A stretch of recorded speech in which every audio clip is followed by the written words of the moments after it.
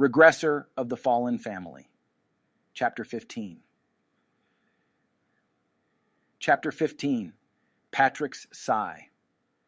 Patrick sighed deeply as he watched his eldest son leave the room. I will prove the reasons for my actions within a year. Until then, please turn a blind eye to what I wish to do on my own. How much should I trust him? Although his son's eyes were resolute, Patrick found it hard to trust him. Nevertheless, Patrick felt compelled to acquiesce to the request. Please, Father. It was the first plea he had heard since that day, a plea he hadn't even heard when his son partook in all manner of wickedness. A plea, Patrick bitterly smiled, finding it strange that such a normal word between parent and child could feel so foreign. But should Logan fail to prove his words after a year, I must make a resolute decision, for the honor of the family. He was the head of the McLaine family before being a father. Ha! Click. With a long sigh, weakened hands opened a simple pendant to reveal a portrait within. Today, the familiar face of the blue-haired beauty seemed to painfully dig into his eyes. Raina, I'm sorry. I can't understand what our son is thinking at all. Despite my promises to protect and raise him well, perhaps I've been too neglectful. His last words, feeble and filled with self-reproach, stung the heart of a father, not just the head of the family. Thud. The weighty sound of the office door shook his chest heavily. Mother. Simply uttering the word brought back vivid memories that would otherwise feel distant. Even with Logan's memories of his past life spanning decades ago, the word mother held such power. That's why it weighed even heavier on his heart. I didn't expect him to mention her. In his previous life, even when he was expelled from the family, these words were not mentioned until the very end. Objectively speaking, Logan didn't think his current actions were worse than the sword fight from his past life, so his reasons were somewhat predictable. He still holds some expectations, doesn't he? And without realizing it, Logan let out a soft, mocking laugh. As he walked down the corridor with his mind in turmoil, a familiar voice rang out from the opposite end. Brother, Ronian? His younger brother Ronian appeared with an uncomfortable look, escorted by 2 knights. Brother, are you all right? Seeing him panting heavily, it seemed he had run all the way from training. It was a pattern all too familiar, but now it was a welcome sight. Of course I'm fine. It's been a while, Ronnie. Huff, I'm relieved. The rumors were quite bad, so I was worried. The sight of Ronian sighing in relief and smiling. That ever-constant and unchanging demeanor. Huh? Something's different. Of course, his brother was genuinely concerned and relieved for him. But the subtle hint of excitement in his eyes, mixed with a strange sense of anticipation, was different from usual. And oddly, he seemed more lively than before. Oh ho? Could it be? With a hint of curiosity, Logan focused on the inner workings of his brother and sensed traces of active power surging within him. Suddenly, Logan's eyes widened. You! It's not just about saying hello. You've already... As expected, I knew brother would notice. Ronian's face beamed with pride, his desire to showcase his achievement clear as day. And just as he intended, Logan was genuinely filled with wonder. At merely 14 years old.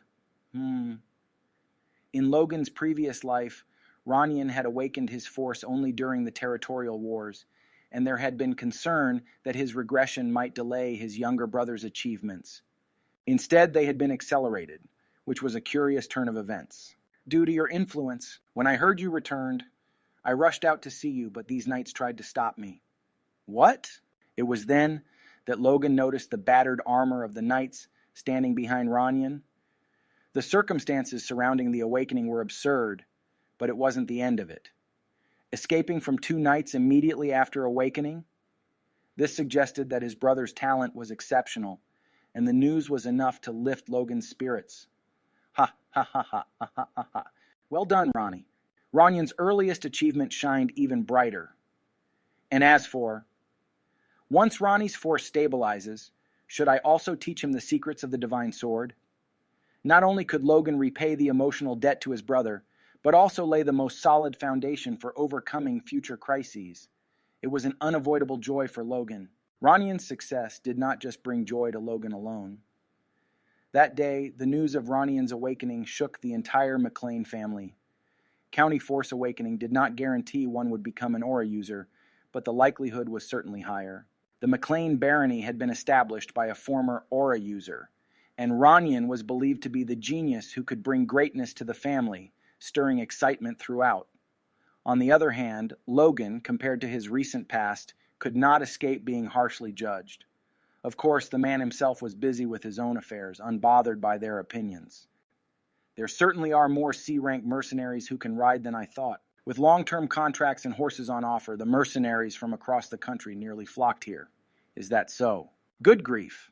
Selecting just 350 reputable individuals from among them was no easy task, so don't look at me like that. It took effort to cut off at that point. More should have been accepted, you say? This madness. Sorry. It appears my limited insight was lacking. Dwayne had done his job too well. A considerable force of 350 C-rank mercenaries, or several company-sized military units, had gathered, armed, in the McLaine territory. They might not be enough to challenge the barony, but they were plenty to cause disorder. And so, they had to stay in a nearly dilapidated villa in the southern part of the territory, under the surveillance of the knights, providing their own food and lodging for anywhere between 5 to 10 days. As the days of waiting added up, naturally, the mercenaries grew more dissatisfied. Surely they didn't trick us. A mere barony wouldn't be foolish enough to offend the mercenary guild. Who knows? Maybe they have gone mad, especially that eldest son with the bad reputation. Ah, I've heard about that. He might really be crazy. Damn it, are we just wasting our time? Think before you speak. Considering their relationship with the guild, the barony will surely compensate us well. What? Seriously? As Logan's reputation worsened with each passing day and the accumulated stress weighed on them, the mercenaries were on the verge of exploding. And then the subject of the rumors himself stood before them. Mounted crossbowmen, you say? Yes. Logan's nonchalant response made Kai question him once more. You're not confusing them with bowmen, are you? No, actual crossbowmen. Sir, Logan, a crossbow is not an efficient weapon for cavalry, not even in wars. I know. Excuse me? While crossbows had vastly superior power to bows, even an untrained person would take over a minute to load one on the ground.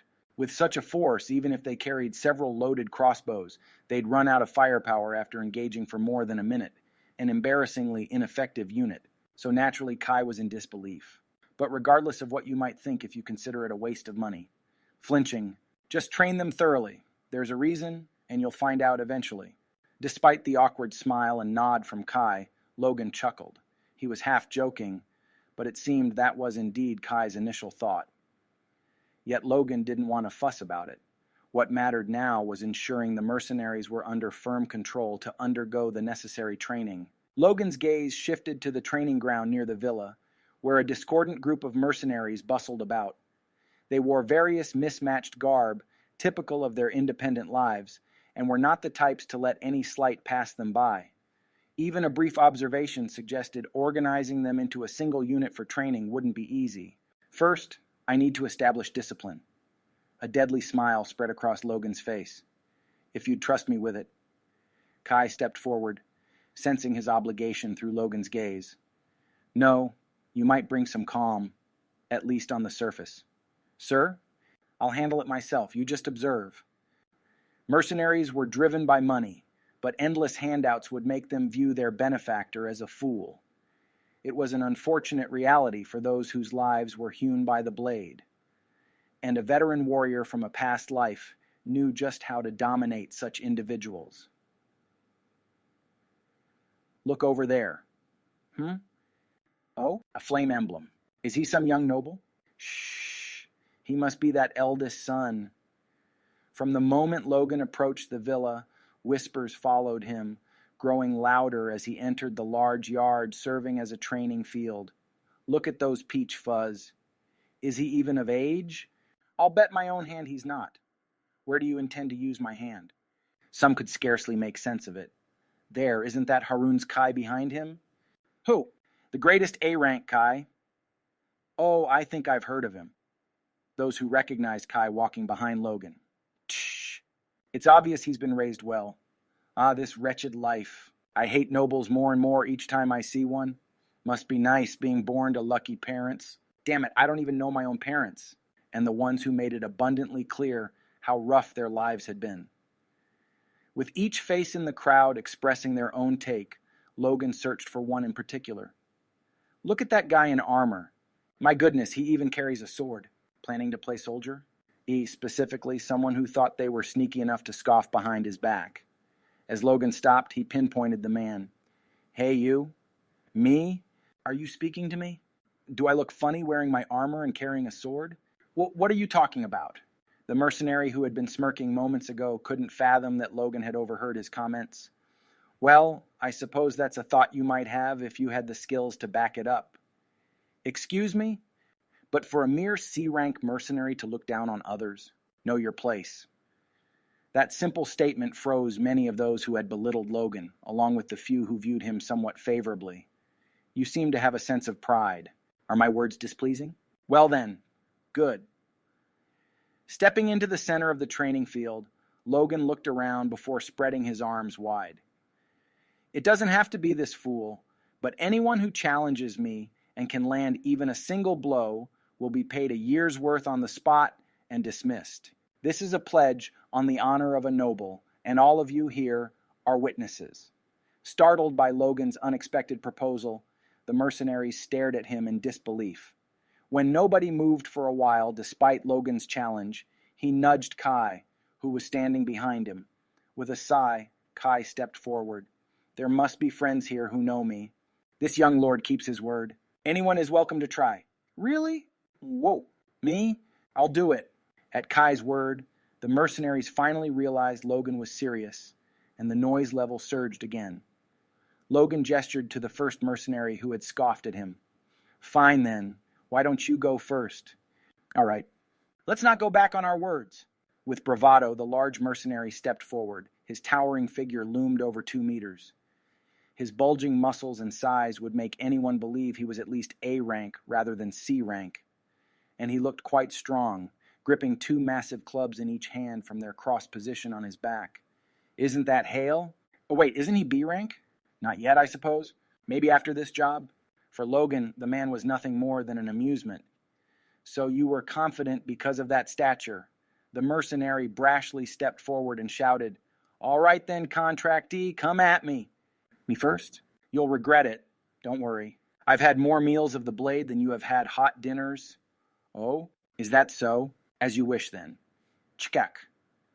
As Logan's words finished, a chopping sound pierced through the air. Nobody saw Logan's swift strike to the brown-haired mercenary's chin. All they saw was a burst of red and gold light and a sudden gale, and in that instant, the mercenary was flying in the air. While the crowd looked on, aghast, blurp, crunch, thud. The mercenary's body tumbled across the ground, his face a ruin. If you're going to flap your gums, at least have the skill to back it up. Logan spoke coldly, his face impassive as he looked around. Anyone else want to flap their gums? Every mercenary surrounding them avoided Logan's piercing gaze.